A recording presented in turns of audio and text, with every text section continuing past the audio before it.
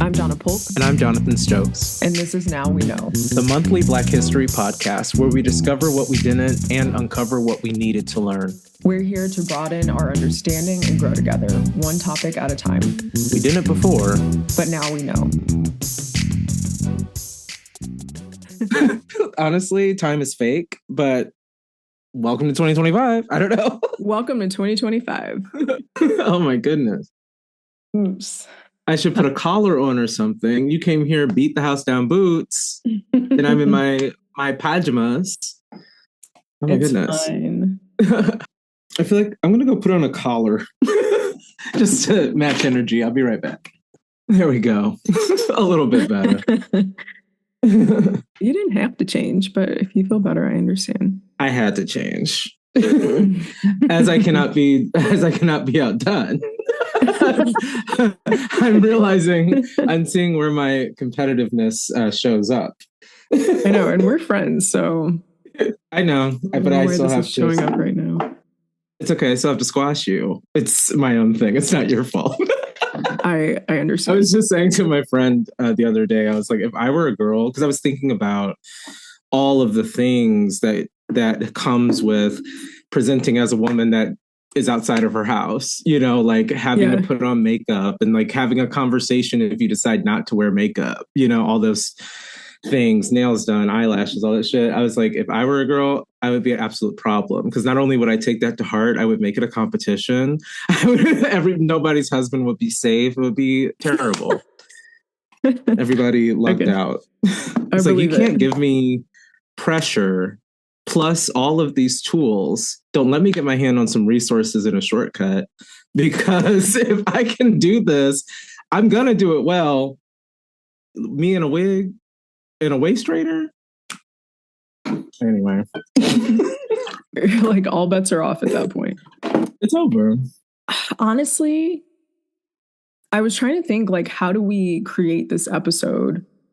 Like, do we really do two, or is it one because there's such a congruence of film? The story? Yeah. And so it's film, it's, you know, strong Black women, it's the sort of degradation of Black women, not believing Black women, not trusting, not, you know, supporting, and the, you know, fight that we have to have that, like, what did, like, Major Adams said in the movie, is having to have the burden of not just being as good as white people, but being better than. And I think that message is prevalent between both movies. So I kind of wonder if it's like a Wicked 688 crossover. I think I am actually going to posit another idea in that. I do think it's one episode, but I can like taste the Beyonce Christmas performance things coming out too when we talk about these ideas, because I've also been once again visiting the pages of Playing in the Dark by Toni Morrison. Again, a Nobel winner, okay? Not just your Pulitzer girl. But it's because she talks about how intrinsic Black narratives are to even creating the idea of the white framing Americanness, if you will. Like, Americanness would not survive without Africanness, because so much of what they depend on to identify as Americans is to other themselves from something that's so well defined. And so it's just interesting to have all these pieces of art. We have Wicked, we have the 688, and we have the Beyonce Christmas performance, which also has a meta commentary as her being a celebrity talking to an audience, her husband dealing with the lawsuit thing right now, her daughter dealing with body shaming right now. You know, there's a lot that is going on between the lines. So I'm interested to get into it. Like we had mentioned, the overlap of Wicked and 688. There's a lot to get into, but we're going to start with Wicked. So if you don't know by now, which obviously you've been living under a rock, Wicked is the stage musical by American composer and lyricist Stephen Schwartz. and librettist Winnie Holtzman that serves as a prequel to the events from L. Frank Baum's original novel, The Wonderful Wizard of Oz, that came out in 1900, and its film adaptation, The Wizard of Oz, in 1939. Wicked is a revisionist retelling of the story of the Wicked Witch of the West and is an intricate tale of friendship and acceptance set against a backdrop of authoritarianism and propaganda. So I am a recovering, maybe I'm actually relapsing back into, but I was at one point a theater kid, like fully. And so after seeing this movie, I got that a little bit reinvigorated. I think a lot of people did. There's a lot of excitement around Wicked, but I must confess, before seeing that movie, I didn't know anything about the story. Donna, were you familiar with Wicked before seeing No, the I know movie? people had talked about going to see the Broadway musical, which it came out in 2003, I believe. But I have never, seen anything of it and didn't realize the connection, honestly, to Wizard of Oz. But now it's so prevalent when you see the movie and really get to understand the story of the Wicked Witch of the West, and it's like, oh, okay, I get it now. Right. And like I knew it because of a couple of the songs like Defying Gravity and Popular that Mm, was just kind of in the air, especially for theater kids. But the story itself, I had no idea what it was about. So I was really excited to see the movie just because reviews were coming out and saying, oh my God, the hmm. performances are so amazing. But lo and behold, the things in between also were really powerful. Yeah. So I want to start with just your general reaction to the film. Like, did you like it? Like, Oh, what yeah. was your experience? I thoroughly enjoyed it. I was happy and then I was sad and then I was thinking and then I was sad again. And it felt like in a very similar sense. It's something that we've talked about, I think, the last couple of episodes where, just not being seen or heard or understood as a Black woman. Especially in my professional life and sometimes in my personal life as well. Actually, pretty prevalent in my personal life as well. And so all of that really just resonated with me to the point where I was crying at the one Yeah. scene where Elphaba was just dancing in its pure silence and everyone's making fun of her silently. But I just was like, I am she and she is me, you know? Ooh, So ooh, yeah, that I definitely scene. felt it to my core. And I'm very, Yeah. very pleased with it.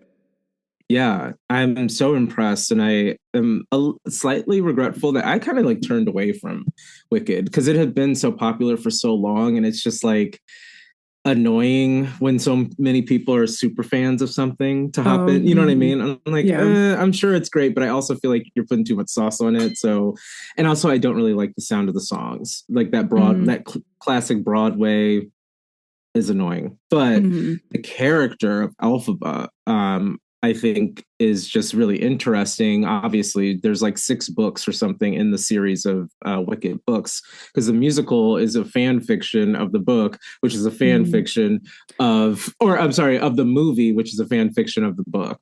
Mm-hmm. So it's like all retellings and it's all just interpreted as you go. But then also to have the casting of Cynthia Erivo as Elphaba added so Mm-hmm. many layers to it for me. So Absolutely. obviously, like we get started, and she's born of cheating, and Of then an she comes affair. out green of an Yes. affair, and she comes out green, and obviously that's representing being othered visually, Mm-hmm. the mixed child in the white family or whatever, what have you. Yeah. But in the world of Oz, that came up, and I thought the first thing that stood out to me about the movie and the message and the casting, the importance of Cynthia Erivo being Elphaba, was when she first goes to the university. Mm-hmm. When they go to Shiz University for the first time to take Elphaba's sister. Oh, by the way, spoilers. I don't I know. mean, You all yeah. know more than I do, probably. So when they go and take Nessa to Shiz and everyone's gasping that she's green, Elphaba says, "This is my sister. She's a perfectly acceptable color." And that really struck me because Elphaba is being played by the dark skinned Cynthia Mm-hmm. Erivo, and Mm-hmm. Nessa is played by a mixed woman. And Mm-hmm. so even just I think that like an interpretation that I've heard, or a reaction that I've heard, was that Wicked is bad representation for Black women. And I'd like to get your read on that. Mm-hmm. But for me, the things that they were referencing were mostly about physical appearance and saying like it's inappropriate for a Black woman to be green Mm-hmm. instead of Black in the movie, because she's a witch and she's wicked and she's the villain and all these things. And it just reinforces a visual um, negative stereotype. But I would disagree just because we're in Oz. Like there will be flying Yeah. monkeys. Some people can be green. And I also don't think that Cynthia Erivo looked ugly at all. But Oh I my gosh, also she's think, stunning. You know who I'm gonna be yeah, for Halloween next year? you know who everybody's about to be for Elphaba. Halloween? Like Yes. it's about to be a lot of She pink looked and green down the incredible. streets. Yes. Incredible. Incredible. That's what Yeah. I'm saying. And I don't know. Yeah. I'm sure that in the book, I know that in the book, they do refer to Elphaba as ugly, but I don't remember if in the musical or in the movie they refer to her as ugly. They just refer to her as green. But the comment about skin color would not have worked or meant anything to me if it was played by a white actress. You know, and so that Yeah. came up multiple times And I where think the that's fair because power, it wouldn't have been shown in the same way, or like we right. wouldn't be thinking about it the same way. I guess that goes back to her mom and who she had an affair with. So was Elphaba's mom not actually Black in the, probably not in the books, Uh, or you know what I'm saying? Yeah, in the books, you know, it's assumed white is the default. Right, right. Um, Yeah. So I don't but know that race necessarily plays into Elphaba being green, because the Wicked Witch of the West was green. yeah, So it just happened. I mean, I can see where they're coming from that, okay, well, Elphaba's mom was Black. She had a white husband, but then also had an affair with a white man. So then came out a green baby and then like brown paper bag, brown baby, you know? yeah, yeah. Is that where they're coming from, possibly? I think I get that. I don't. I think that this is something that could be race blind when it comes to casting because it's Oz. Like the animals Mm, talk, you know. So like right. Like it's I all don't. fantasy anyway. Yeah, I don't know if the parents casting meant anything. Yeah. Um, but I think that the people who are saying that Wicked was bad representation for Black women are kind of stuck on the she's green and she's a witch Mm, and she's the bad guy, and not looking deeper into the fact that the whole story is about her and her character's development. And also, there's a complicated narrative that surrounds that character. Maybe it's not directly race related, but obviously her green skin is representing the metaphor of being physically othered. And what is more yeah. understandable than the thing that is tying our whole country together or ripping it apart, whatever, Right. racism, you know, Right. like that is what it is about. So I think that that negative interpretation I just couldn't click with. I felt like they were just doing a surface level look. Yeah, and not And I really also don't think she, understanding it. yeah, and I also felt like every picture I've seen of Cynthia Erivo as Elphaba, she's looked amazing. Stunning.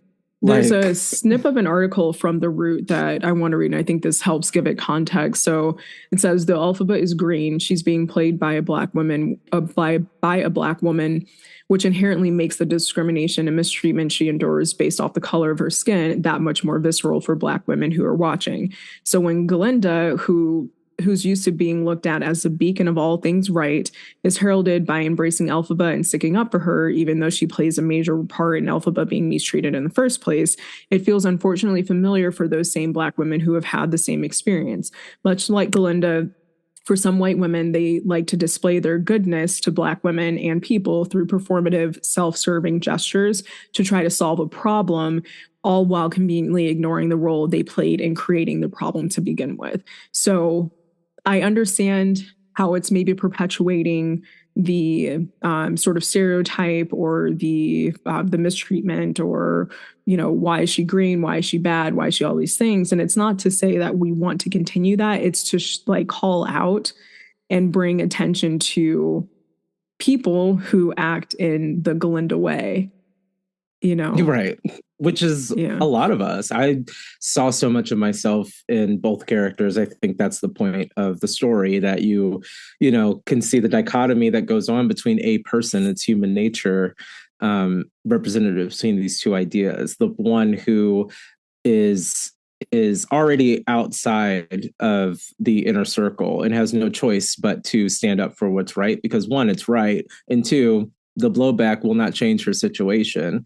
And the Yeah. other, who simply like is being read as a bad person because they're going along to get along, but also really, if you're thinking about it, she's done nothing but follow instructions. She's doing everything right. And Yeah. so we often fall into these spaces where it's like, do I keep my head down or do I speak up?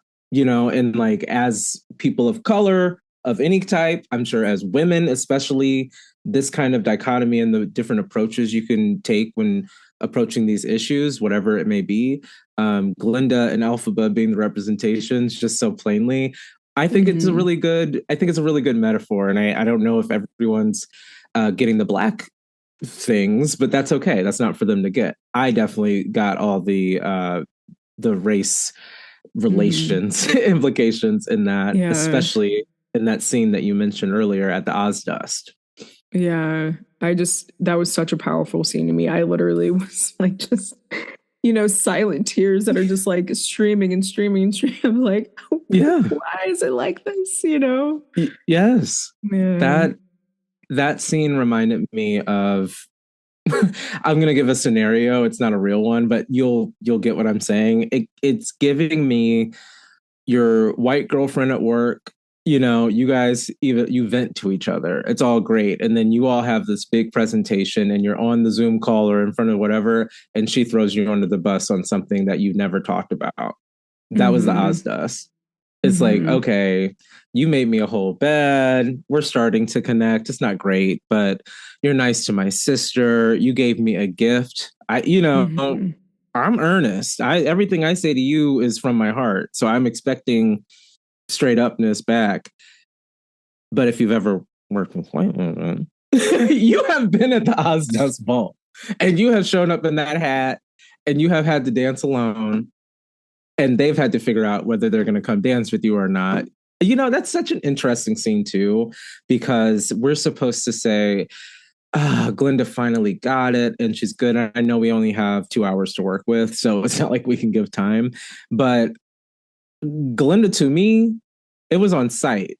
Like, it was on site, regardless of if she came up and realized that she did something wrong, because she Yeah. was trying to be nasty and rude from get go, just because how dare this girl who didn't play by all the rules got all the things that I want. Yeah. Ugh. Yeah. How many And times the has that the way, happened? oh my gosh. And in my again, in my life, personal, professional, the way that I have seen a Glinda before, and or even the like faker or fake Galindas, Mm-hmm. and the weaponized white women tears, the Oh my God, they're so weaponized fragile. incompetence, it Yes. drives me nuts. And so I think it was very fresh for me at that time too, with some things that were going on where I'm like, man, I feel like Elphaba. Like I really do, like to my core. And part of the movie that I thought was really beautiful and what you could really tell helped soften Elphaba was with that prince guy, the one that Galinda really wanted. I don't Oh, remember his yes. name, Fiero. but yeah, and he just Yes. really saw Elphaba and really Mm-hmm. saw like who she was, and he wasn't even judging her or anything. He's just like, okay, like she comes out the gate very defensive of like, yes, I'm green, yes, I was born this way, no, I didn't eat too much spinach or whatever she said, Right, right, just out the gate she's like that, and he's like, I just wanted to see how your day was, or right, nice to meet you, this is my name, right, so right. and it really just like brought her pause and was like, oh my gosh, okay, someone who just seamlessly, effortlessly understands and is not trying to judge her and just wants her to be her, because he also recognizes how special she is, and it's not some sort of insidious way of like, oh, I need to,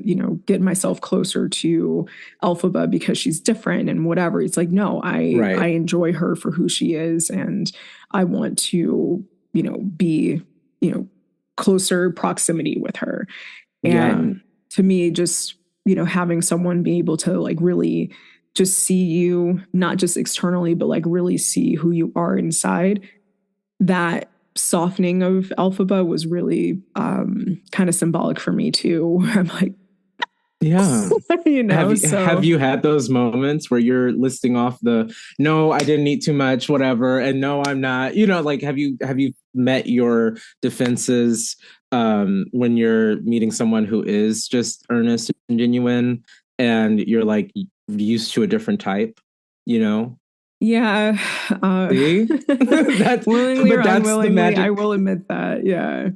That's why the movie and the story and the characters work so well, because it's a human experience. I had a queer Mm-hmm. reading of it. Like that reminded Mm-hmm. me of, and actually, I just had to talk to a friend last night. He just moved from St. Louis to New York. Big deal. It's been 15 years of waiting and has immediately started dating all these people because there are people around. And he previously didn't really believe that there could be a gentleness and a care and anything outside of being fetishized. And Mm-hmm. he was telling me about it last night. And I was like, I'm glad that you finally are really just in the place and can understand that the stuff I've been telling you for 15 years is real. Like people are genuine. Like you don't have to settle for these things. You don't have to come with your defenses. Like you can have that breakthrough moment. I don't know. There were so much packed into the relationships in the movie. I will say Fiyero is my least favorite character. Is he really? I I could mean, have he done doesn't add without. like a whole lot besides really seeing Elphaba He and comes up being in the something second nice to part. look at. Yeah. He just uh That's the thing. That's the thing for me. I think to buy Fiyero, just this is just movie. This is nothing black or anything. But to buy Fiyero as a leading man, you also have to find him attractive. And like people make up white men every day. I'm like, you're just yeah. saying two first names and saying that it's a hot actor from a Netflix show. I don't know who you're talking about. So I had heard about Jonathan Bailey, but I didn't he's just not from, he's not my Yeah. guy. And I felt like Yeah. Fiyero should have been someone who looks like he's been in a tussle and like been a little, you know what I mean? Like a little bit Yeah. more bad boy. I don't know. But shout out to Jonathan Bailey. There were some big moments in Wicked, of course, and like the big songs. But for me, the acts are kind of divided by, the arrival to Shiz, introduction to Elphaba, the Wizard, and I, and then we go into the Oz Dust Bowl, and that's the Glinda and Elphaba relationship forming, working in the cubicle situation, and Mm-hmm. then you go all the way to Defying Gravity, and in this Mm-hmm. scene there is an inner child moment there. I felt like there were so many layers to Defying Gravity. I just wanted to get your take on any kind of connection that you may have had to that sequence, Where they if any. were at the yeah, I don't know. I think I'd have to hear you say some things more because I'm thinking about when they were like running through Oz and then um they end up like they're running I'll from the tell you. flying monkeys and then she goes onto Yes. the broom and she's outside and just Yes. singing in Okay. there. Yeah, why don't you go ahead up and So after this is after they have, or after Elphaba has been tricked into giving the monkeys their wings. um she, is freaking out. She's like, oh, these people are just trying to use me because I can do something they've never been able to do. mm-hmm. And so she takes I think, what is it called? The Grimmery. She takes the Grimmery book, runs, and they're trying to chase her. Madame Morrible tells all of Emerald City she's wicked. Yeah, They're that like, turn on look her. at her, Oh, she's wicked. Kill her. yeah. I'm like, whoa, kill her. Okay. Yeah. Um, and when when Elphaba and Glinda make their daring escape, they try to get into a hot air balloon. If you remember from Wizard of Oz, that's how the wizard ended up in Oz, in the Mm-hmm. crashed air balloon. So then they crash it again, and then in a split second decision, Elpha was like, let me get this grimory open. I've done it before. I could do it again. I'll give myself wings and we'll just go. Well, she can't give herself wings. She is a novice. So, yeah. But she can make a broom shake. Okay. Yeah. So she made that broom shake and fly. And during the Defying Gravity song, it's where both characters are standing firm. They're standing on their own business, really. They're saying, I hope you're happy now that you're choosing this, you know? Yeah. I think it's stupid as fuck, but yeah.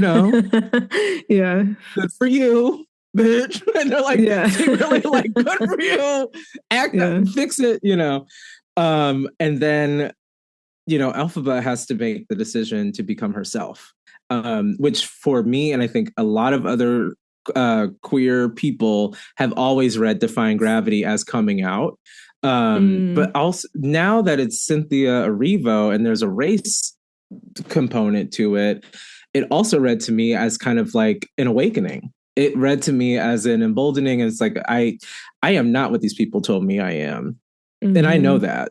They don't even know who they are. They can't read this fucking book. Like, you know what I mean? Like, they need me to do it because they can't do it themselves. And then they have the audacity to like villainize me.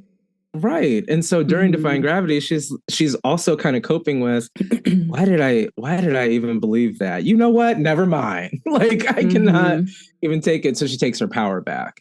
And so I just wanted to know if you had any connection to that. Like, I had the connection of it's not just coming out, it's also being proud of who you are in all aspects of you. So I don't know if you had any kind of read on it yourself. Yeah, like I said, the movie has definitely resonated with me on a lot of different levels, and that being one of them, consistently standing up for myself and, trying to stand in my power. You might falter sometimes, or you might, get tricked or, get duped or whatever, and your feelings get hurt along the way. And then you dance by yourself and cry about it, and then you refine your power and you really work to bring out the best in yourself. And so those are the things that I see just all throughout the movie. And the reclamation of power is, it's a part that I'm trying to think of how to even put it. I think just that reclamation of power is what keeps me going, is that even if I do get knocked down and I need to get back up, like, I know that I will. It might take me some time to do it, but above all else, I would rather honor myself and live true to who I am and stand up for myself than to let anyone tell me who I'm supposed to be or tell me how I'm supposed to live. So just overall, again, the whole movie, the way I saw myself as Elphaba is very, very real. Yeah. They did that. They did such a good job. And I just want to give a quick, brief shout out once I get her name. No, I don't know how to pronounce her last name, so I'm not going to try to say it, but I just wanted to shout out the young Elphaba actress, because in that sequence, there was also a moment where Elphaba falters for a moment and sees her younger self and does it for her younger self, like really like healing your inner child. Ooh, it's like all those things that you were made to believe, your future self found out it wasn't true, babes. It's okay to let it go. Let's go ahead and fly, babes. Like, I loved it. It means so much. It means so much to so many people.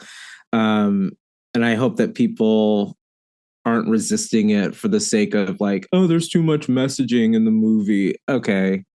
It's a human experience, such a human experience, that there's like several levels of reads. We could probably talk about, there could probably be a 16-week course on Wicked if you really took it apart and put it back together again. So anyway. I've heard there's a group of some patriotic moms who are boycotting the movie and saying that it's too woke and it's promoting the queer agenda.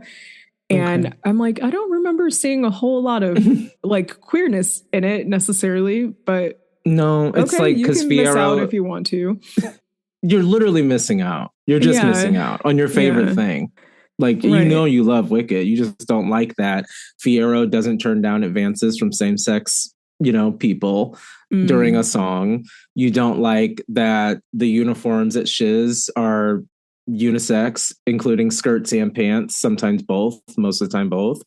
And also, I'm sorry, it's gay all in all. Elphaba and Galinda are falling in and out of love. The "What Is This Feeling" song is clearly has queer subtext. So I don't know where y'all been for 20 years. See, I didn't see it like that. I guess I was just like, this is just a celebratory, you know what I mean? Like and maybe that's just me, not necessarily by ignorance, just kind of like accepting, I think, of this is just the way it was presented. Like I didn't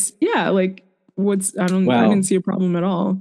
And also, I think I add it because of being queer, but I'm like, that's queer subtext. You ladies like each other.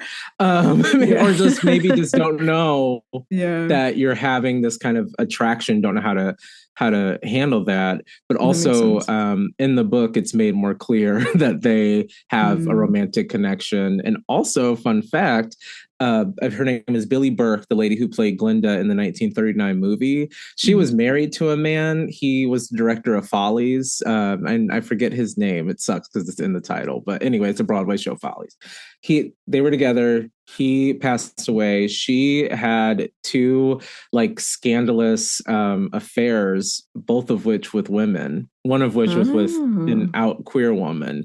And that was happening during the filming of the 1939 Wizard of Oz movie. So canonically, Glinda's gay. So at least Glinda's gay.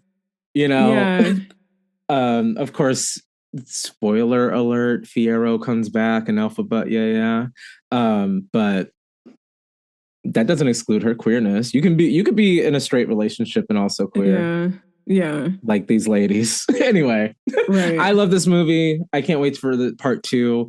I think it's going to be interesting because obviously the sister of the Wicked Witch of the West is the Wicked Witch of the East, Nessa. So I'm interested to see how that character story plays out with, disabled representation in film. This is huge. And the actress actually does use a wheelchair. And the little girl who played her younger self does too. Oh, really? I love that. That's good. They were on the red carpet. She's the cutest little girl. Anyway, love that film. But I think now's a good time to get into our next film that we watch. Hey, real quick. If you are liking what you're hearing, and I'm sure that you do, I really need your help. If you could go and drop a 5-star rating on Spotify or Apple Podcasts or wherever you're listening to the show would do us wonders. So please drop that in the comments, drop that 5-star rating. All right, get back to the conversation. Yeah, so 6888, it definitely came out a little bit more recently on Netflix. It's based in 1945, where the 6888th, an all-black, all-female army unit, made history by clearing a massive male backlog to support troops during World War II. Their story remained largely untold for decades until Tyler Perry brought it to life for the 6888, now streaming on Netflix. During World War II, about 6,500 Black women served across all 5 branches of the U.S. military, and 432 lost their lives. The 6888 highlights the women of the 888th Central Post Directory Battalion, who sorted over 17 million pieces of mail ahead of schedule despite facing discrimination and poor working conditions. Kerry Washington, love her, who stars in and executive produces a film set, plays Captain Charity Adams, the battalion's commanding officer and first African-American woman to become an officer in the Women's Army Corps. First things first. How did you feel watching the movie, or would you rather piece it up and talk about beat by beat? I realize I've already said this, but it's the same thing. Like, it is the same thing, except there's nobody that's green and nobody's got a musical going and there's no brooms to fly on, right? Yeah. The story, the fight and the perseverance of Black women is just, it's so prevalent, and in a very similar sense, minus, the N-words with the hard R's thrown out and the legal segregation of the time. I still see myself in this movie. And if anything, I Yeah. would say that I'm also inspired a bit too by the way that Charity Adams, played by Kerry Washington, was able to really like lead and inspire the troops behind her. So Yeah. definitely seen, you know, I watched it and felt seen and inspired as well.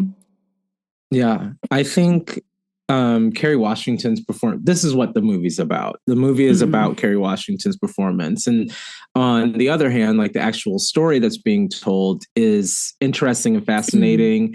And I understand that there were people that passed, like some of the ladies that were still alive, they were trying to get this movie in front of them before they passed or something along those lines. So the movie was written by Tyler Perry in 2 weeks after meeting one of the ladies. This is not different than how he writes his other productions. So I know. I guess I just thought thought there was going to be more put into it, but I didn't realize it was done in see, 2 weeks. and that's my core issue with Tyler Perry productions, period. But I want to start with the good stuff because Kerry Washington's performance was incredible. She lit the screen up. I feel like she totally inspired the people around her. I felt like scenes that she shared with people, other people's performances were better. She was also an executive producer on the film, so I think that helped too. Like she was helping these young actresses, you know, establish their careers and like make a statement. And that was great. I also love that the movie didn't start with Kerry Washington for the first maybe 40 minutes, 30 minutes. I don't remember, but you're following Lena, which is played by Ebony Obsidian, which is amazing name. Ebony Obsidian. Yeah.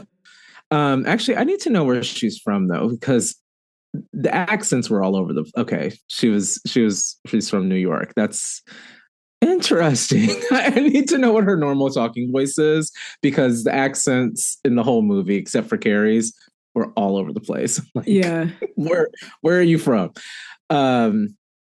But anyway, the performances, seeing all those black faces, especially the scenes when they're actually all together in the hangar, knowing that most of that was actual people, was great just to see that many black women getting a chance to be in a movie, have lines. That means that they get SAG credits. Like that did not have to happen. I don't know if Tyler Perry would have normally done that or if that was Kerry Washington's suggestion, but like just having this film where all these black women's now get their SAG credits, now get to have their names and faces on posters, that was inspirational, on top of also the story. I'm done saying nice things though. Oh, so we're taking a turn. The movie was a Tyler Perry production. Okay. It was good for a Tyler Perry production. I just had the problem is that I wish that he had Ghost done everything, because if I didn't know that it was Tyler Perry, I wouldn't look for the things. I wouldn't be looking for the wigs. You know, I wouldn't be looking for the AI. I wouldn't be looking for the dialogue. The AI part, those are pretty prevalent. Yeah. Like very noticeable.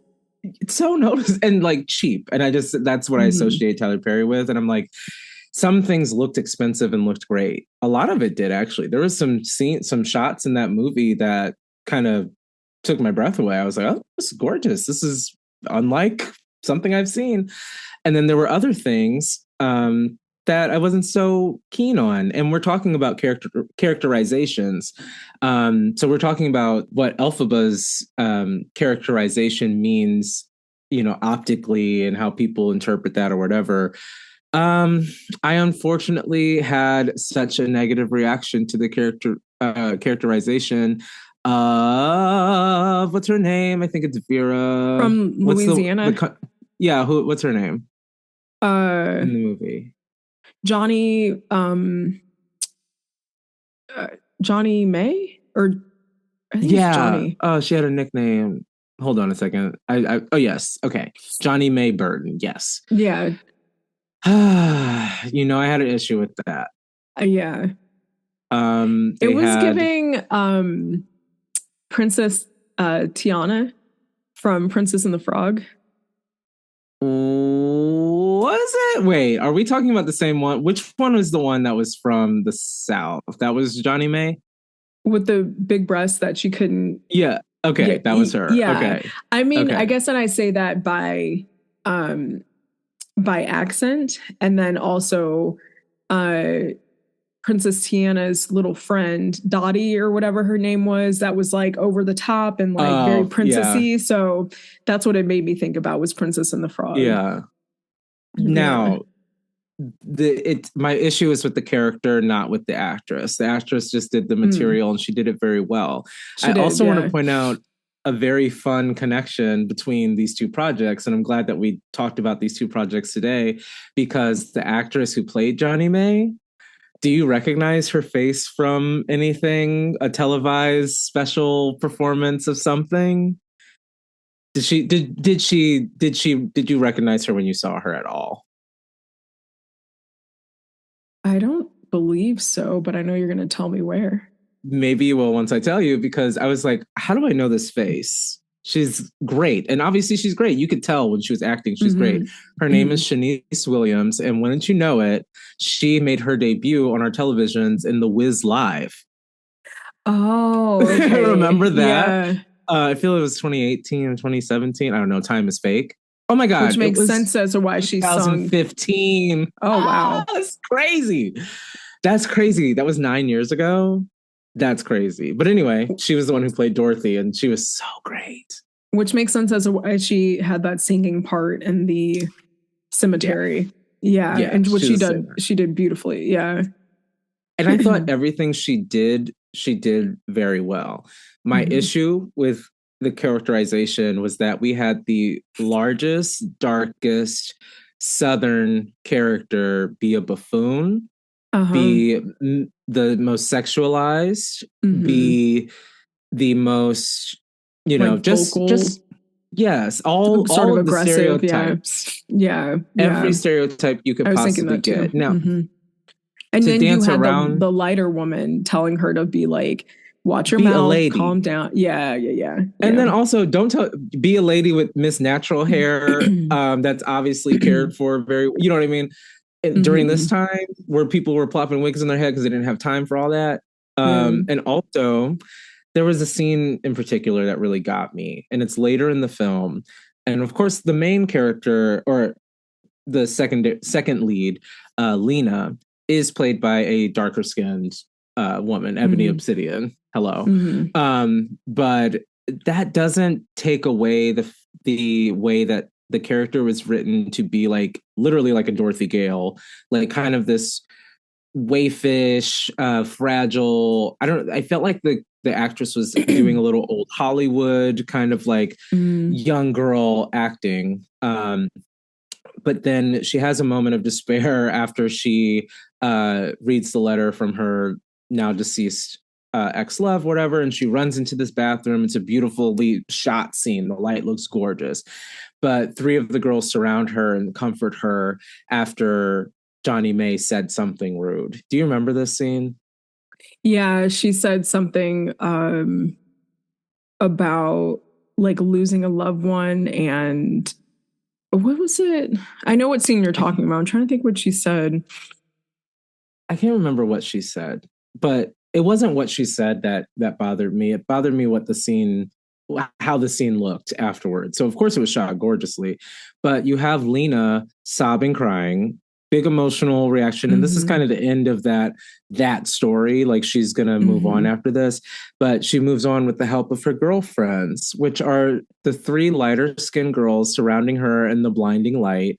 In Mm-hmm. walks Johnny, who's on the side of the light, and then also ends the scene was still having sass, making all these faces and rolling her Yeah. neck. And I was just like, this is so Tyler Perry play 2005. I want us to be somewhere else with the way that different types of women are portrayed. You're Yeah. always talking about women. It's we can diversify their characterization now. And it was just Yeah. annoying. There wasn't another large girl. There wasn't another dark girl. It was just Johnny May. And she was all Mm-hmm. those stereotypes. And I'm like, what? does that mean coming from the source, Tyler Perry, who's going to be the Yeah. first name under the Black Voices tab on any streamer to be Yeah. like, that's how we see dark skinned fat Black Yeah. women from the South too. So it's all good. Yeah. What? That makes me so upset. Anyway, Shanice didn't do anything wrong. She did a great job. She did what she played the character as she was supposed to. She played the character as she was supposed to. But that didn't take away again from the fact that I love that we learned the story, and I'm glad that we got these performances. I'm trying to think of something else. Oh, I've also felt like they dropped the Jewish storyline too quickly. I was like, there's no conversation with Abram. Yeah, it was like briefly there. Okay, so in the beginning, when Lena's mom was like, "He's Jewish," I took that as, "Oh, well, he's Jewish, so culturally this isn't going to work out anyway." How did you receive that comment? It's interesting you asked that because I was watching it with my Jewish husband. So I was like, okay, are we are we approaching anti-Semitism within Black spaces? Are we bringing this up because he's going to be killed in a pogrom or be sent to a concentration camp? Is that a story that's in this? Because I mean, that was confused. The time, and they kept saying, "I want to fight Hitler. I want to fight Hitler." Right. So I was interested. I was nervous because Tyler Perry strikes me as a Zionist. Yeah. He just strikes me as a Zionist. And so I'm nervous about how you would tell this story, but I was interested. Nothing. It was like else came from that. Yeah. They introduced Judaism to introduce Hitler and then also say goodbye to all that because now it's a love story. Like, that's what happens when you write a movie in 2 weeks, because there is so much there that could have gone any which way. Yeah. I do want to bring up a point in the movie that made me laugh, and I know that wasn't the intention, but Susan Sarandon and Oprah Winfrey. Gosh. Her teeth. Susan Sarandon's teeth. I had to look it up. I was like, what is up with her teeth? So I had to look. I found a Reddit thread or something that said, I guess Eleanor Roosevelt had larger teeth. And I think they were kind of discolored too. Yeah. Yeah, but it was so painfully, obviously fake. And the makeup was terrible. It was a first-year theater student doing aged makeup, and it was such black lines for people. So I was like, Susan. But I forgave it. I was telling my husband when we were watching it, I was like, the grandkids probably want a pool. So she's giving, she took the job, it is what it is. Like, they're trying to go to Tahiti next year, whatever. Yeah. But I hate when it feels like a paycheck gig. But also it felt like, white women love Eleanor Roosevelt. So I could also see this being like, here's my chance because I didn't get the FX show. So now I'm going to do it, But Oprah as Mary McLeod Bethune. I know. And I was thinking about how we've had the, episode on Mary McLeod Bethune too. And I was just like, but I don't feel like the character of Mary McLeod Bethune, or maybe it was Oprah, it just didn't bring anything to it could have been played by anyone. It wasn't like we specifically need Oprah. No. They just picked some big name actors between Eleanor Roosevelt's husband. I don't remember his name, but he's been in some other things. I think he was like in Law and Order SVU or something. And then, yeah. Yeah, Michael was saying something about that. Yeah, and then this Sarandon lady, Oprah, like Kerry Washington. I don't know. It felt very name droppy. Yeah. It was. Yeah. But also it was the wig for me on Mary McLeod Bethune. Yeah. The texture, I was like, please don't do this. Then also the scene was too short. I felt like there was more Mary McLeod Bethune I would rather just have have the story be told on three different sides. You can have Yeah. obviously the troop, and then I want to hear the generals because we need our heroes and our villains. But then we could Hmm. also learn about Mary McLeod Bethune and how she Hmm. advocated for these people on a whole different Yeah. side. That would have been so much more interesting. I didn't need a love Yeah. story, Yeah, they especially didn't when really that fell finish the apart. story. They didn't really finish They the didn't. story of like Mary McLeod Bethune. They briefly mentioned her again on the either the plane or the train or something. They're And in like, the intro, Mary, yeah, like like it that's would, it. yeah, it was a bit too disconnected and too. It's not even a cliffhanger; it just was undone or not And it was completed. unnecessary. Yeah. And after, sorry, I'm jumping around because I'm thinking again about the whole love story aspect. After our Jewish section, or 5 minutes of it, Yes. and then we get our death. I was like, watch, they did this so quickly because she has to have enough time to fall in love with her black king. And I was Oh. like, Mhm. I knew that was going to happen because of the audience. Yeah. They're not. We're not going to have an interracial relationship conversation. I guess we're just going to move Mm, forward, and so they're going to yeah. do the Black King. But then his character had not much going on except for a fiance that he decided to not move forward with.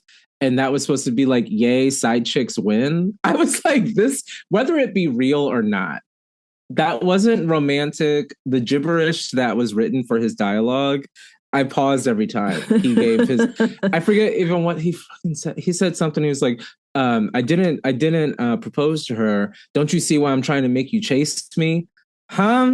What are you fucking talking about? Like, you were weird. You're abusing two women at, like what? And we're supposed to It was a love little him because he's sleazy. handsome.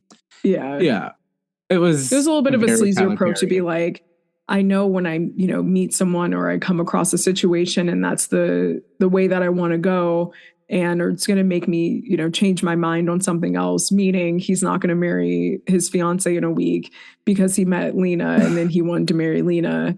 And yeah, it wasn't very smooth, but maybe We that were was the supposed to retelling root.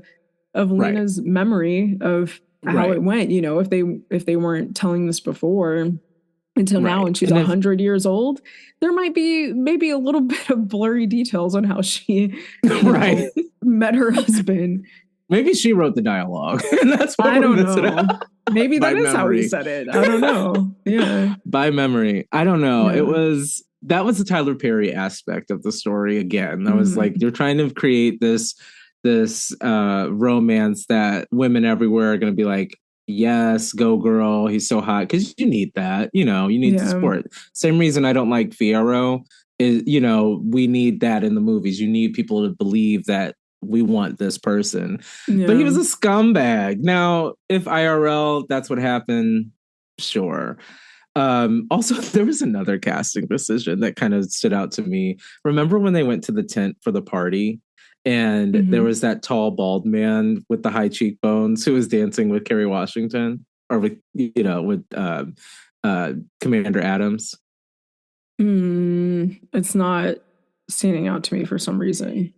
Okay. Because it's not important. He doesn't, I don't even think he has any lines. The camera just lingered on him, this man who towers over everyone with these high Mm. cheekbones, very underwear model. I was like, Tyler Perry, this is such a girlfriend role. When the producers or the directors have like their girlfriend or like attractive Oh, women that they want to yeah. be with in a movie. And so like in Marvel movies, for instance, in like James Gunn movies, he'll have like a casino and all the girls sitting around the table are quite obviously Raya girls, like girls that he met at a club. It's like, I could put you in a Disney or I could put you in a Marvel movie. Oh, This interesting. gave me Yeah. Tyler Perry being like, I could put you on screen with Kerry Washington. So he has a scene where she's talking, and he's towering over her, by the way. But the camera is making sure that he's in focus. So there's all this dead space above Kerry's head so that we can see Pretty Man, his boyfriend. And so while Um, she's delivering her dialogue, and I'm like, Tyler Perry, you tell on yourself every time. We just went yeah. through this with Mia Culpa. You Oh, didn't need yeah. those sex scenes. Nothing about it was sexy. You just wanted Yeah. to see Mia culpa Trevante was Rhodes' questionable. ass. Yeah. Like, we did too. However, comma, you're supposed to like tell us a story to get us there. Yeah. It was You're like, same, but Right. It's just Tyler. He has such a responsibility for the Black community, both intra-community and externally. And also he has a responsibility. He has a lot on his shoulders. Mm-hmm. I'll give him that. He also runs a big company. I'll give him that. I just think that these stories are going to be told one time. And I think that the one time it's going to happen, it should be done thoroughly and properly and well, and think about all the optics, every piece, whether it be the romantic interest, whether it be race relations, whether it be the Holocaust, whatever it is, whether it be representation of dark skin and fat women in film. Just bring it around, like complete the story. What can you do in I don't think I can complete a digestion cycle in 2 weeks. like you got to write your movies and give us some freaking time. Anyway. Yeah. I'm done. Sorry. Rant over. Did we talk about any important Black concepts? I don't know. I blacked out thinking about Tyler Perry. Talk about any important what? Any important aspects of Blackness that rung true when watching the movie? I think so. Between like the colorism and the even you could argue sexism strongly as well, right? Oh my God. Yeah. And also the story is just nuts. And I hate that that's true. It's also not that surprising that it's true. Yeah. But it's terrifying. And also I guess it's terrifying because of where we are in our modern time. Considering that there are several countries at war right now, the likelihood of us getting involved is relatively high. And of course, we're not going to be on the front lines or anything like that. I sign up for arts and crafts, so hopefully that works out. But I could see us in a hateful regime having to sort through the indecipherable mail. Yeah. And the consequence of not completing the task is the end of your livelihood that's provided by this system. You know what I mean? You have no opportunities outside of this. So they knew that they were setting them up in such a deep way. And they ate that shit up, of course. Duh. Which is incredible. And I'm glad they made a movie about it. But there are so many layers to interpretation. Yes, I am glad that they brought the story to the forefront. And although the telling of the story may have been questionable, I think that the general message of it was quite powerful. And really, like we mentioned, between the connection of Wicked and the connection of 6888, it all is about the unfortunate need to persevere and to be better than white counterparts, basically, for Black women. Especially being the kind of lowest on the pecking order or whatever it's called. Yeah. So. Yeah. I don't think I'll ever see these types of movies and not see my mother or my friends or whatever and think about that. So I hope that means that we get more. I hope that means that they get better. Yeah. But I'm glad that on both ends of the spectrum, because I do put the Tyler Perry streaming movie that was written in 2 weeks on one end, and I put Wicked, which is this huge. They tried to sell me Wicked airheads. What? It's Sharpies. Wicked Sharpies. Opposite end of the spectrum, telling the same story. It's clearly important. I think that for so long we have had to do these deeper reads. Maybe less for Blackness because we've had Black media. Definitely for me for queerness, though, I'm just used to trying to find these other things, the subtext and stuff. And so seeing all this Black subtext happening within these stories is so freaking juicy. I can't wait for more. I can't wait for Wicked Part 2. And I'm repeating myself. But anyway, I just think you got to read through this. It's not very long at all. It's so good. It's so good. Hey, if you like what you hear, and let's be honest, we know you do, why don't you drop us a 5-star rating on Spotify or Apple Podcasts? It'd really help us out. Thanks so much for listening.